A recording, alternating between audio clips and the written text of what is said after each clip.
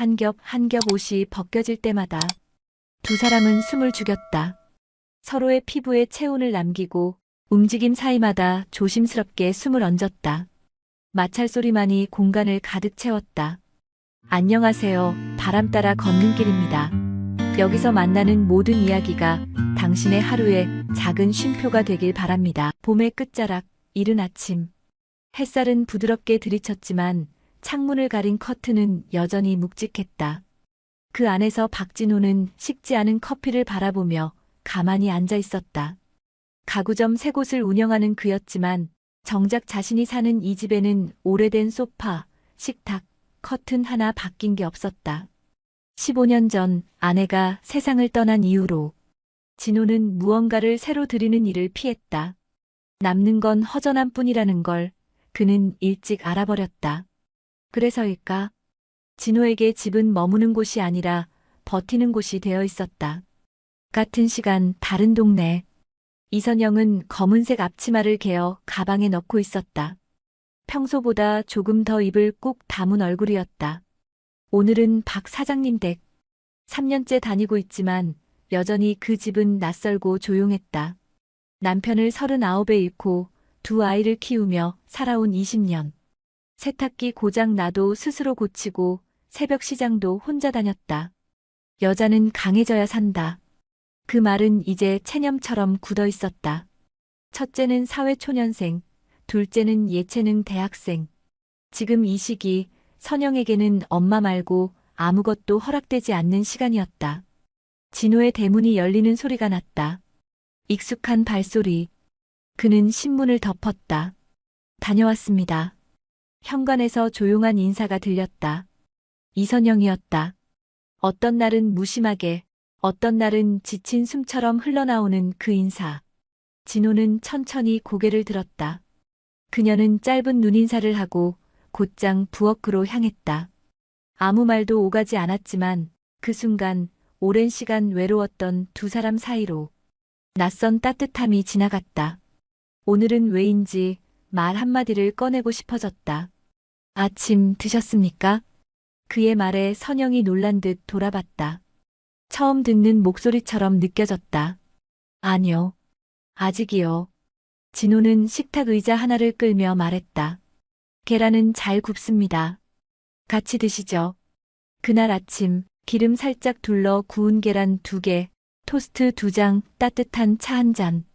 거기 앉은 두 사람은 서로의 이름을 아직 정확히 부른 적도 없었지만 오랜만에 사람 같은 아침을 맞이하고 있었다. 식탁 너머, 창문 너머, 늦은 봄 햇살이 천천히 들어오고 있었다. 그 주 금요일 선영은 진호의 집에 나타나지 않았다. 연락이 없었다. 그녀는 늘 시간보다 10분 일찍 도착했고 한 번도 무단 결근을 한 적이 없었다. 진호는 오전 내내 신경이 쓰였다. 한 번은 직접 연락해볼까 생각도 했지만 괜히 불편해하시겠지 하며 말았다. 그런데도 자꾸 시계에 눈이 갔다. 의자에 앉았다가 일어섰다가 커피를 내렸다 시키기를 반복했다. 그렇게 멍하니 앉아있는데 눈에 띈 건 며칠 전 선영이 정리해놓고 간 식탁 위의 작은 화분. 그녀가 없는데도 그녀가 자리를 비운 게 선명히 느껴졌다. 월요일 문이 열렸다. 익숙한 가방, 익숙한 인사. 다녀왔습니다. 목소리가 평소보다 약했다. 고개를 든 진호는 선영의 얼굴이 창백한 것을 단번에 알아챘다. 무슨 일 있었습니까? 아니요, 그냥 감기 좀 걸려서요. 이틀 쉬고 낫긴 했어요. 말은 그렇게 했지만 눈 밑엔 다크서클이 져 있었고 기침도 여운이 남아 있었다. 진호는 말없이 주방으로 향했다. 몇 분 뒤 작은 접시와 함께 돌아왔다. 거기엔 감기약, 따뜻한 물, 꿀절인 생강 조각 몇 개가 놓여 있었다. 감기, 오래가면 안 좋습니다. 집은 따뜻하게 하고 주무세요. 선영은 말없이 그걸 바라보다가 눈이 붉어졌다. 감기 걸린 거 아무도 몰랐는데요. 전 보이더군요. 진호는 말끝을 흐리며 조용히 돌아섰고 선영은 조심히 입가에 미소를 머금었다. 그날 청소를 마치고 선영은 현관 앞에서 망설이다 돌아봤다. 진호는 아직 소파에 앉아 있었다. 그녀는 천천히 입을 열었다. 사장님, 예. 저 다음엔 늦게 오는 날 있으면 미리 연락드릴게요. 예. 고맙습니다. 선영은 살짝 고개 숙이며 문을 열었고 진호는 그 문이 닫히기 전까지 시선을 거두지 않았다. 그날 밤 선영은 딸과 밥을 먹다 말했다. 그 집 사장님이 말이야 좀 이상해졌어. 왜 뭐라 그랬어? 아니 감기약이랑 생강을 내오더라. 딸은 피식 웃었다. 이상한 게 아니고 좀 챙겨주신 거 아니야? 그런가. 선영은 밥숟갈을 잠시 내려놓고 멍하니 창밖을 바라봤다. 창문 너머 아직도 어딘가 감기 기운이 남은 봄밤이었다. 그날 오전 진호는 잠깐 외출 중이었다. 선영은 늘 하던 대로 청소를 마친 뒤 거실 조명을 살폈다. 며칠 전부터 깜빡거리던 전구가 마침내 완전히 꺼져 있었다. 이럴 줄 알았지. 선영은 발끝으로 의자를 끌어다 놓았다. 이 집에서 이런 건 늘 자기가 해왔다. 진호는 이런 일엔 손을 대지 않았다. 아니, 대지 않으려 했다. 의자 위로 올라선 선영은 두 팔을 뻗어 전구를 돌리기 시작했다. 하지만 오래된 소켓이 말썽이었다. 손에 힘을 더 주는 순간 갑자기 의자가 끼익하며 흔들렸다. 아야. 순간 뭔가가 와락 끌어안는 느낌이 들었다. 두 발이 바닥에 닿기 직전.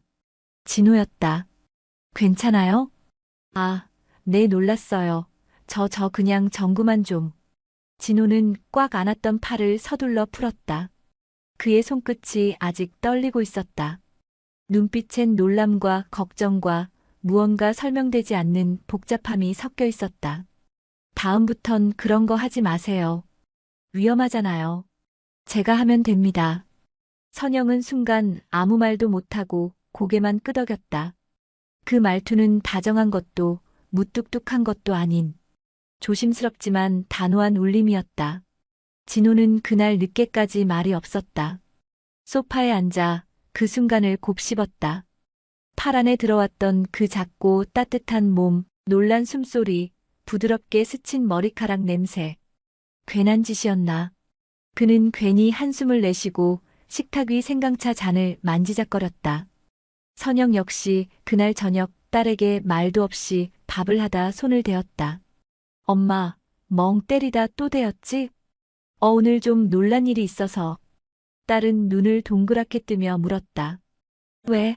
무슨 일 있었는데? 그냥 의자 위에서 전구 갈다가 떨어질 뻔했는데. 그 사장님이 갑자기 안아서 받쳐줬어. 딸은 오하고 장난스럽게 웃었지만 선영은 이상하게 가슴이 쿵 내려앉는 기분이었다. 나 언제부터 이런 일에 가슴이 뛰었더라. 그날 이후 진호는 정구며 수도며 작은 집안일들을 먼저 살폈다. 그리고 선영은 이상하게 그 집의 문을 열 때마다 가슴이 조금 더 조심스러워졌다. 5월 8일 어버이날. 마트 한쪽 구석에 놓인 카네이션 바구니 앞에서 선영은 한참을 서 있었다. 몇 송이 남지 않은 조화들 사이에서 붉은 리본이 단정하게 묶인 카네이션 하나를 골랐다. 자식들에겐 매년 챙겨받았지만 누군가에게 주는 어버이날은 참 오랜만이었다. 그냥 마음일 뿐이니까. 이건 몰래 두고 나와야지. 그날 오전 진호는 일찍 외출을 했다. 선영은 평소보다 집안 정리를 부지런히 마쳤다. 청소를 끝내고 나오는 길 식탁 옆 작은 꽃병에 조심스레 카네이션을 꽂았다. 그 아래엔 접은 쪽지 하나를 슬그머니 밀어 넣었다. 늘 묵묵히 지내시는 사장님도 누군가의 자식이셨을 테니까요. 마음 편히 드리는 인사예요. 선영은 괜히 주위를 두리번거리며 문을 닫고 나왔다. 가슴 한켠이 이상하게 두근거렸다. 누구 눈치도 볼 이유가 없는데 자꾸 들킨 사람처럼 마음이 바빴다. 오후 늦게 돌아온 진호는 식탁을 보고 멈춰섰다. 붉은 카네이션 한 송이, 그리고 조심스러운 손글씨가 담긴 쪽지. 천천히 읽은 그는 오래도록 아무 말도 하지 않았다. 그의 기억 속 어버이날은 한때 딸이 만들어주던 색종이 꽃과 아내가 차려주던 조촐한 저녁상이 전부였다. 그 뒤로는 없었다. 누구도 그를 누군가의 자식이라 부르지 않았다.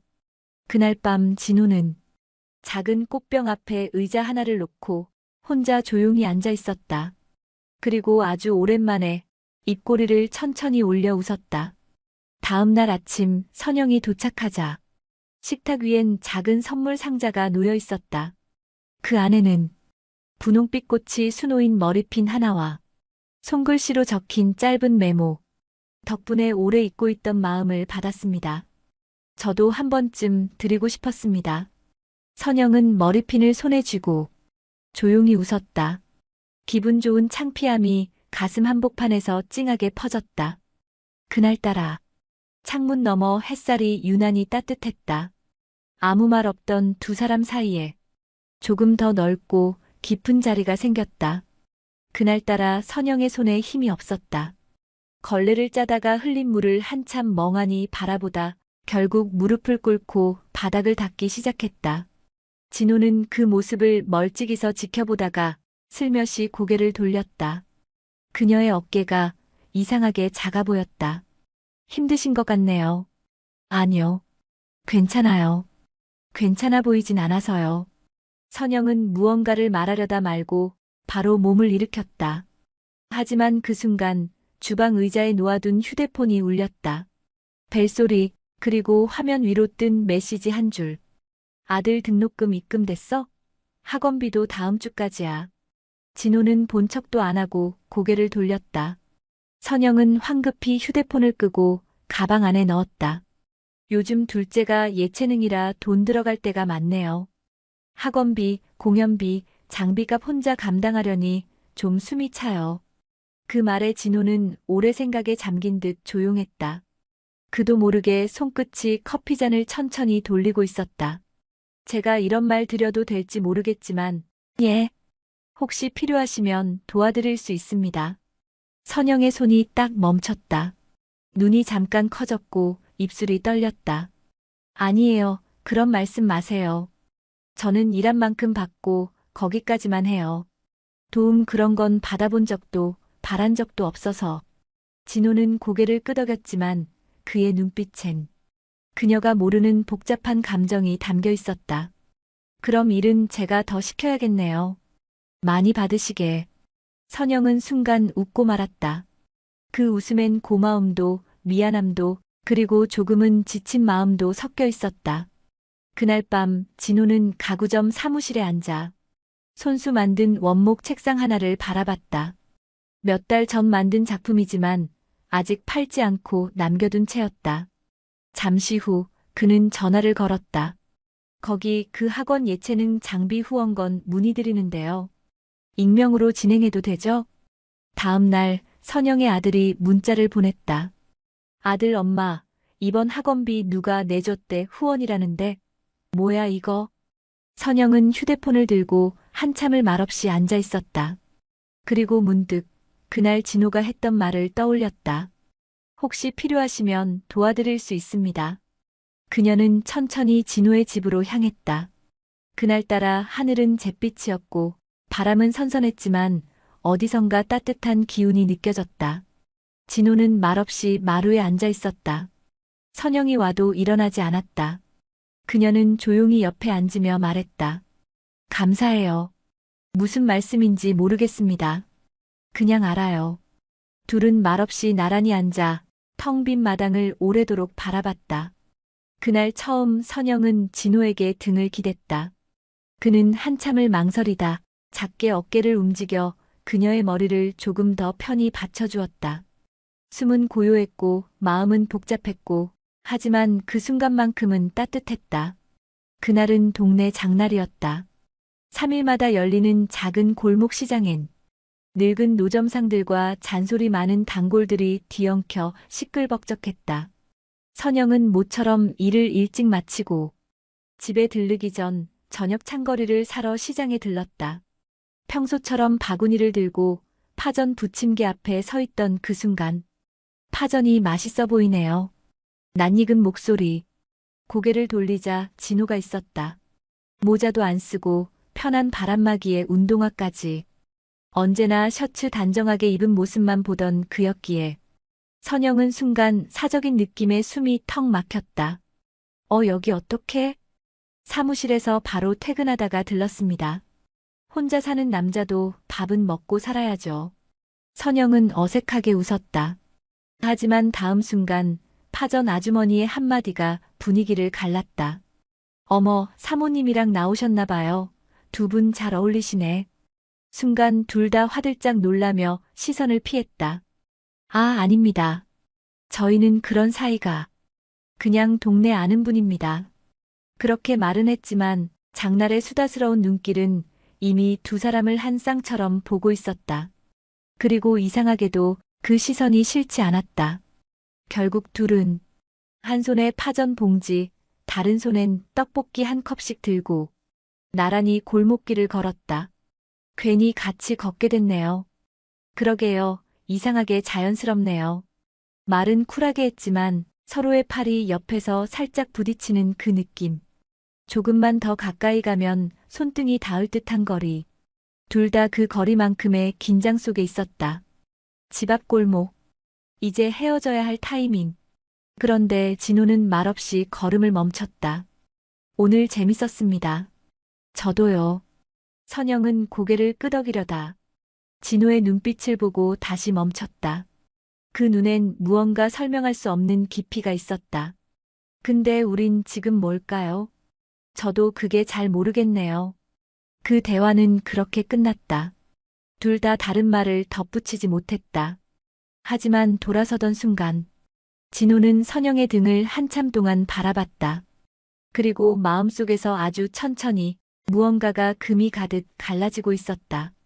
그날 밤 선영은 거실 소파에 앉아 장바구니도 풀지 않은 채 가만히 앉아 있었다. 같이 걷는 게 왜 그렇게 따뜻했을까?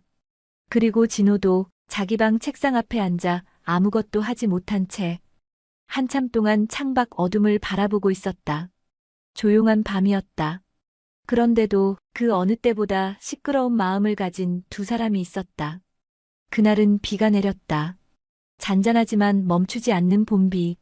선영은 집안 청소를 마친 뒤 조용히 진호의 서재 쪽 커튼을 걷고 있었다. 그때 눈에 들어온 낡은 사진 액자 하나. 젊은 진호와 환하게 웃고 있는 여자. 선영은 사진을 조심스럽게 들여다보다 갑자기 뒤에서 들려온 목소리에 놀라 돌아섰다.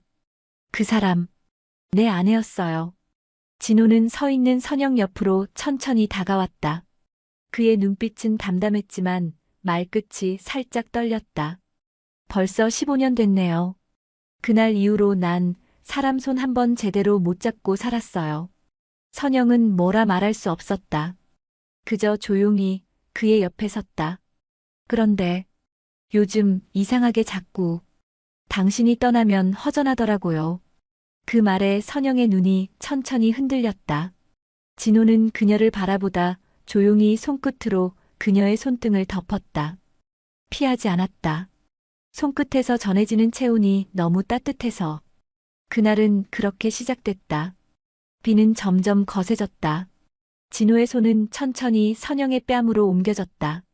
그녀는 떨리는 눈을 감았고 진호는 아주 조심스럽게 그녀의 입술을 가볍게 맞췄다. 한 번, 그리고 또 한 번. 처음 닿은 입술은 어색했고 둘 다 약간 숨이 섞여 있었다. 그러나 그 순간 오랫동안 참아왔던 외로움, 그리움, 그리고 사람으로 느껴지는 감각이 한꺼번에 터져버렸다. 진호는 그녀를 꼭 안았다. 선영의 얼굴이 그의 어깨에 묻혔다. 이런 날 혼자 계신 거 싫었어요. 오늘 가시면 안 돼요. 그 말에 선영이 살짝 고개를 들었고 그녀의 눈동자에 진호가 비쳤다. 그들은 말없이 침실로 향했다. 불 꺼진 방, 가로등 불빛이 창틈으로 새어들었다. 진호는 그녀의 뺨에 입을 맞추며 천천히 등을 쓸어내렸다. 선영은 얇은 블라우스 안에서 그의 손길이 천천히 스며드는 걸 느꼈다. 한 겹 한 겹 옷이 벗겨질 때마다 두 사람은 숨을 죽였다. 절제된 욕망이었다. 그리고 아주 오래 참고 견뎌온 슬픔이었다. 진호의 손끝이 그녀의 허리선을 타고 흐를 때 선영은 그를 꼭 끌어안았다. 입술은 숨을 참고 있는 듯 조심스럽게, 하지만 너무나도 간절하게 맞닿았다. 진호는 그녀의 머리카락을 귀 뒤로 넘기며 속삭였다. 당신 따뜻하네요. 선영은 대답 대신 그의 어깨에 얼굴을 묻었다. 그날 밤 그들은 말없이 서로를 감쌌다. 서로의 피부에 체온을 남기고 움직임 사이마다 조심스럽게 숨을 얹었다. 욕망이 아닌 존중과 그리움으로 이어진 그 밤은 아주 조용히 오래도록 이어졌다. 그리고 한밤중 진호는 선영의 어깨를 감싸 안고 조용히 숨을 쉬었다.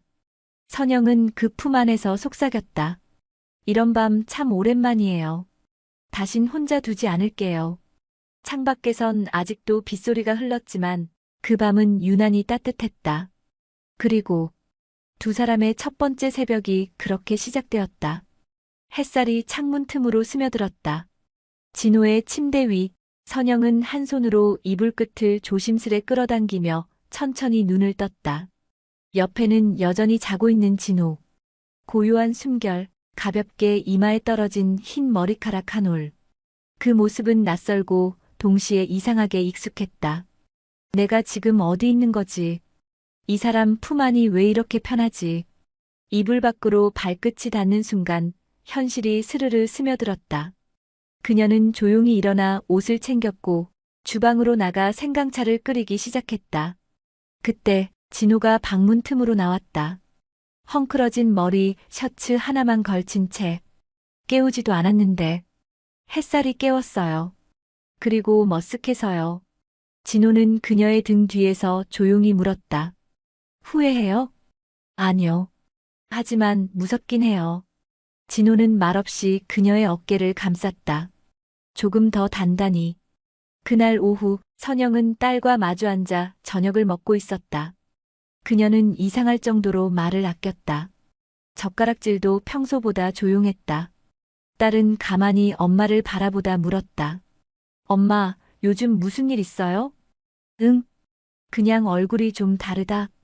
누구 만나? 선영은 젓가락을 잠시 멈췄다. 그냥 아는 분이랑 밥 한 번 먹었어. 응? 누구? 그 가구점 사장님. 내가 아는 그분. 딸의 표정이 확 굳었다. 눈썹이 살짝 올라갔고 입술은 꾹 다물어졌다. 그 나이 차이 나는 분이랑요? 엄마, 진심이에요? 선영은 그 순간 처음으로 자신이 누군가에게 설명해야 할 처지라는 걸 느꼈다. 엄마도 사람이고 여잔데 그냥 그랬어. 그날은 그 사람이 혼자 두고 싶지 않게 보였어. 딸은 말없이 수저를 내려놓았다. 그리고 조용히 방으로 들어갔다. 문이 탁 닫히는 소리가 이상하게 가슴에 박혔다. 한편 진호도 사무실에서 전화를 받았다. 형님, 요즘 집에 가정부분이 자주 계시다던데요? 혹시 무슨 사이세요? 거래처 후배의 농담 반 진담 반. 그냥 신경 쓰지 마라. 진호는 핸드폰을 내려놓고 창밖을 한참 바라봤다.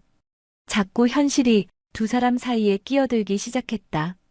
그날 밤 선영은 휴대폰을 열고 한참을 망설이다. 진호에게 짧은 메시지를 보냈다. 오늘 딸이 알게 됐어요. 생각보다 많이 놀란 눈이었어요. 잠시 후 도착한 답장. 당신 딸이 놀란 만큼 나도 내가 이 나이에 설렐 줄 몰랐습니다. 근데 놓치고 싶지 않아요. 너무 늦기 전에 한 번은 붙잡고 싶네요. 선영은 천천히 휴대폰을 내려놓고 불 꺼진 방 안에 조용히 누웠다. 눈을 감았지만 그의 말이 귓가에서 한참 떠나지 않았다. 그날 진호는 오래된 옷장 속에서 가장 단정한 정장을 꺼냈다. 회색빛이 도는 수트에 하얀 셔츠, 잘 다려진 재킷을 입고 넥타이를 매는 손이 살짝 떨렸다. 작은 선물 상자 하나, 그 안엔 진주 귀걸이 한 쌍. 화려하진 않지만 선영의 귀에 어울릴 법한 잔잔한 광택. 그 여자분 오늘 가족들도 계실 거예요. 괜찮습니다. 그분의 가족이라면 마주해야죠. 진호는 택시를 타고 선영의 집 앞에 섰다. 그 시각 선영은 식탁 앞에서 아이들과 함께 저녁을 먹고 있었다. 누구세요? 박진호입니다. 문을 열자마자 딸과 아들의 시선이 동시에 그에게 향했다. 예상보다 젊고 단정한 인상이었지만 정장에 단추까지 채워 입은 모습에 순간 긴장감이 흘렀다. 진호는 고개를 숙이며 말했다. 실례합니다. 저는 당신들의 어머니를 사랑하는 사람입니다. 그래서 오늘 직접 와서 인사드리고 싶었습니다. 선영은 얼떨떨한 표정으로 서 있었고 딸은 눈을 동그랗게 떴다. 아들이 먼저 물었다. 지금 저희 엄마랑 사귀세요? 네. 조심스럽게 만나고 있습니다. 경솔하지 않으려 고민 끝에 왔습니다. 딸은 말없이 진호를 뚫어지게 바라보다 조심스레 물었다. 엄마, 진짜야? 응, 엄마도 사람이야. 그리고 여자로서 마음이 움직였어. 미안하다. 그 순간의 정적. 진호는 주머니에서 작은 선물 상자를 꺼내며 말했다. 부담 주고 싶은 마음은 없습니다. 다만, 한 여자를 진심으로 아끼고 이젠 그분 삶에 책임지고 싶은 사람으로서 왔습니다. 어머니가 혼자 버텨온 세월이 조금이라도 덜 힘들었으면 좋겠습니다. 그 말에 딸의 눈가가 흔들렸다. 아들은 입을 꾹 다문 채 고개를 살짝 돌렸다. 그 순간 선영이 살며시 그의 옆에 섰다. 그리고 조용히 말했다. 나 이 사람 놓치고 싶지 않아. 딸은 한참을 말없이 있다가 조용히 말했다. 엄마가 원한다면 저희가 뭐라고 말하겠어요. 다만 아프게만 하지 말아주세요.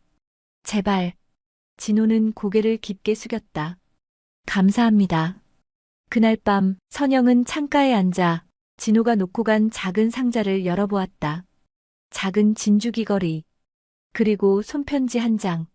늦은 나이에 이런 선물을 준비하는 게 조금은 어색했지만 당신에게 어울릴 것 같아서요.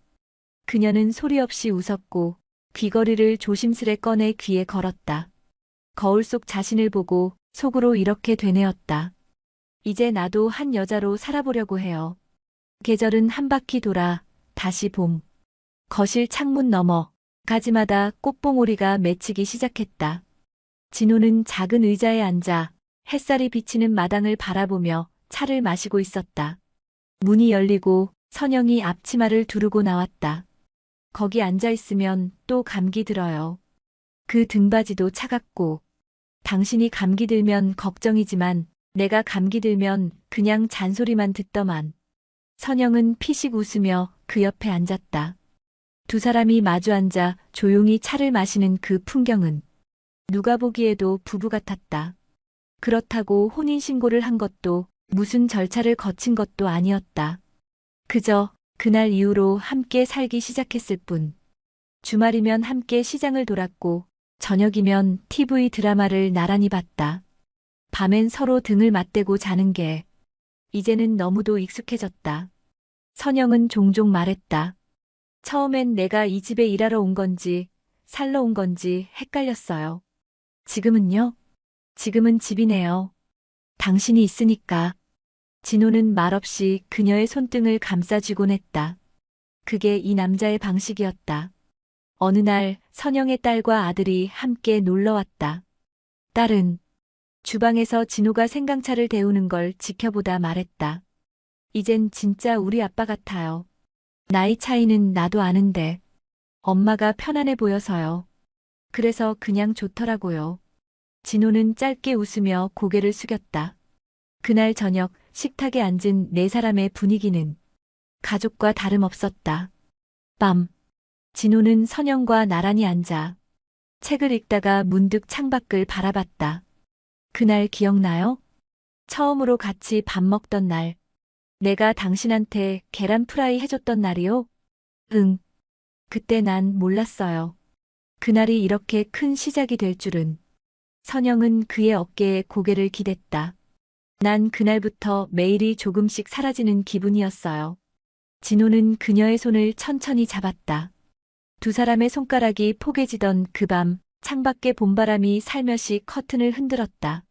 서로의 이름을 부르지 않아도 말없이 따뜻해지는 그런 봄날이었다. 사람이 사람을 안다는 건 거창한 사랑이 아니라 하루하루의 숨결과 체온을 나누는 일이구나. 그렇게 그들은 말없이 서로를 향해 걸어갔다. 이번엔 누구의 허락도 없이, 허락도 없이, 허락도 없이.